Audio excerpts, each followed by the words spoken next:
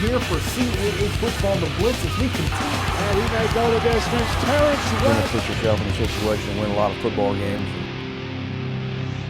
A game with wide-ranging league auto bid and title implications kicked off Saturday's action as the 7th-ranked New Hampshire Wildcats played host to the 19th-ranked Towson Tigers. First offensive play of the game, New Hampshire quarterback Andy Vallis fakes the handoff and finds daylight down the sideline. He would score from 77 yards out to give the Wildcats a quick 6-0 lead.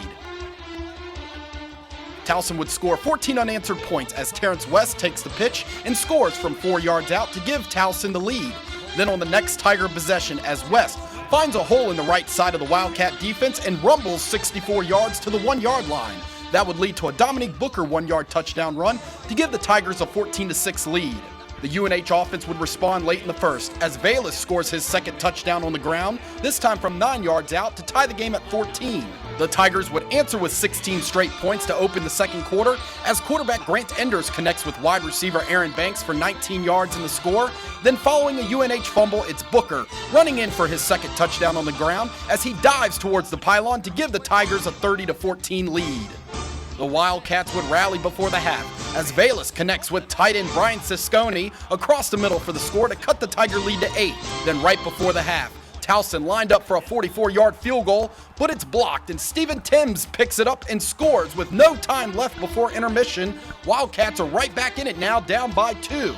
The second half would belong to Grant Enders and the Towson offense as Enders would throw for a touchdown and rush for another in the third to give the Tigers a 43-28 lead. Then in the fourth, Towson would get a little help from the defense as Thomas Bradley strips Vallis of the football and right into the hands of Brian Boateng, who runs it in for the touchdown, and Towson is up 57-28. Later in the fourth, Enders would cap off an impressive day by the Tigers with this 19-yard run as they racked up 64 points to keep their playoff hopes alive with a 64-35 win over UNH to improve to 7-4 overall and 5-2 in the CAA.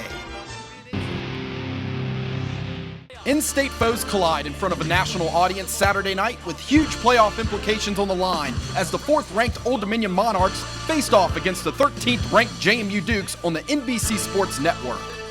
Opening offensive possession for the Dukes, quarterback Justin Thorpe with an acrobatic play as he goes airborne from 9 yards out for the touchdown to give JMU the 7-0 lead. Now 7-3 JMU as Thorpe again drops back, eludes the rush, and takes off down the sideline for 45 yards inside the Monarch 20.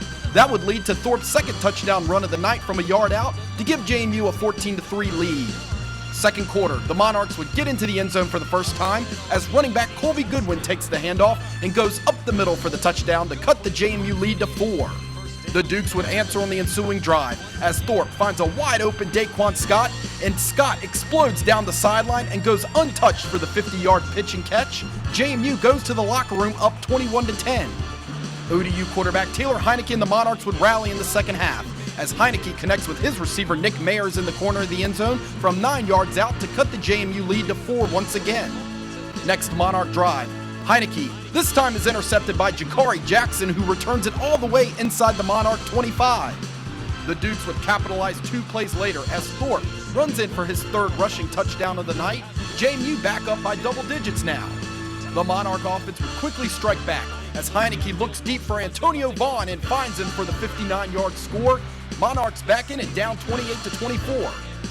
Old Dominion would take its first lead of the game later in the third quarter as Heineke throws his 3rd touchdown pass of the game, this time to Larry Pinkard to give ODU a 3-point lead.